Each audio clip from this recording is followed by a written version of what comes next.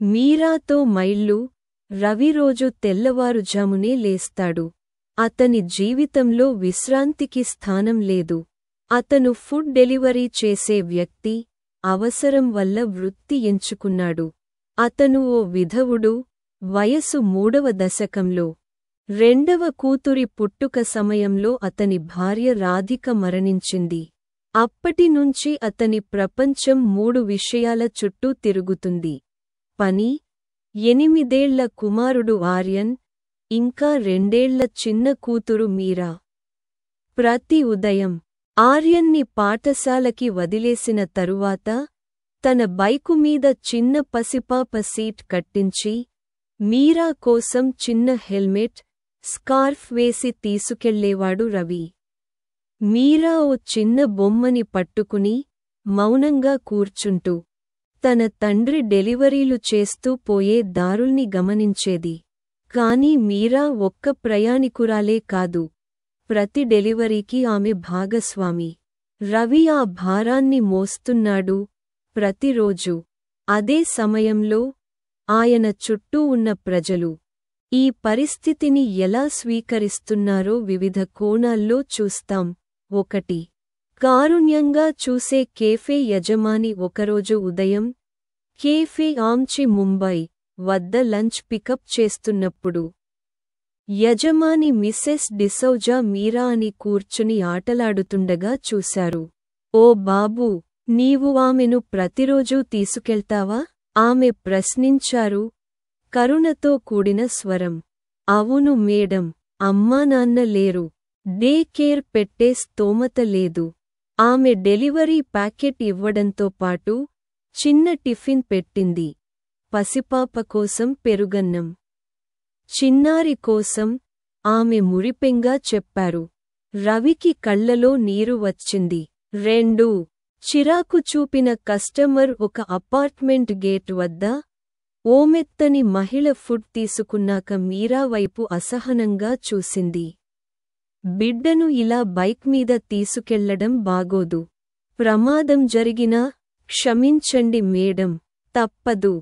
ఎవ్వరూ చూసుకునే లేరు. ఆమె చిరుచూపుతో, అసమర్థతే ఇది అంటూ వెళ్ళిపోయింది. రవి మౌనంగా తలవంపుతూ బైక్ ముందుకు నడిపాడు. 3. ఆసక్తిగా చూసిన యువతులు. ఒక కాలేజ్ హాస్టల్ వద్ద స్టూడెంట్లు రవిని మీరాతో చూసి ఆశ్చర్యపడ్డారు. నీ కూతురా? ఎంత ముద్దుగా ఉందే! ఒకరు అడిగింది. అవును, ఆమె పేరు మీరా.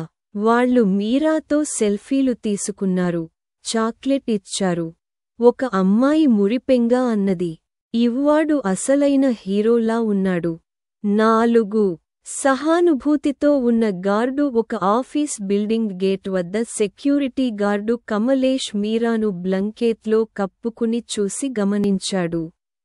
వెంట తీసుకురావడం తప్పనిసరి అని తెలుసు.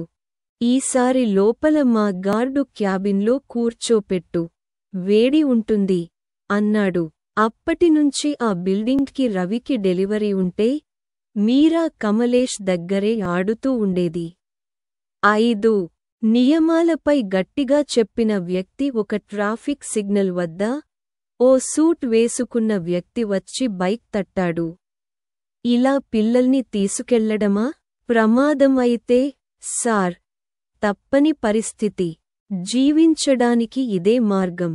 ఆ వ్యక్తి ఫోటో తీసి వెళ్ళిపోయాడు. రవి ఆ ఫోటో సోషియల్ మీడియాలో చక్కర్లు కొడుతుందేమో అనుకున్నారు. 6. తల్లిగా అర్థం చేసుకున్న మహిళ. ఒక అపార్ట్మెంటులో ఓ యువతి డెలివరీ తీసుకునే సమయంలో మీరాను గమనించింది. నాకు 2 పిల్లలు. భర్త ఆఫీసు పని వల్ల బయట ఉంటాడు. నీ బాధ నాకర్థం అవుతుంది. ఆమె జ్యూస్ పెట్టింది మీరాకి, ప్యాకెట్లో డైపర్లు ఇచ్చింది. ఆపద్ధర్మంగా కాదు, మానవత్వంతో అని చెప్పింది. 7. పరిష్కారం చూపిన ఎన్జీఓ మహిళ. ఒకరోజు అంజలి అనే మహిళ రవిని పలుమార్లు అదే కాలనీలో చూసి మాట్లాడేందుకు వచ్చింది. మేము ఎఘోలో పనిచేస్తాం. మీ పిల్లకి ఉచితమైన చైల్డ్ కేర్ సెంటర్ ఉంది. చాలా భద్రంగా ఉంటుంది.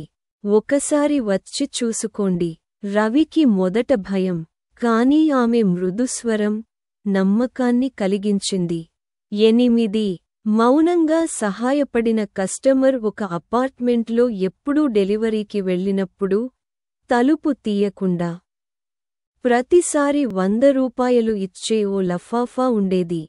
ధైర్యవంతుడైన తండ్రికి ఎవరో తెలియదు, కాని సహాయం మాత్రం ఉన్నది. ముగింపు: ప్రతిరోజు రవి మీరాతో పాటు ప్రయాణిస్తాడు, కావాలనే కాదు, చేయాల్సిన బాధ్యతగా. రవిని తీర్చడమంటే అర్థం దుమ్ము ధూళితో కూడిన వీధుల్లో, కొందరి దయలో, కొందరి కోపంలో, కొందరి ప్రేమలో జీవించడమే. ప్రతి రాత్రి ఆర్యన్, మీరా కురగి పడుకుంటే రవి రాధికకి మౌనంగా ఒక మాట చెప్పేవాడు: వాళ్ళు సురక్షితంగా, గర్వంగా ఎదుగుతారు.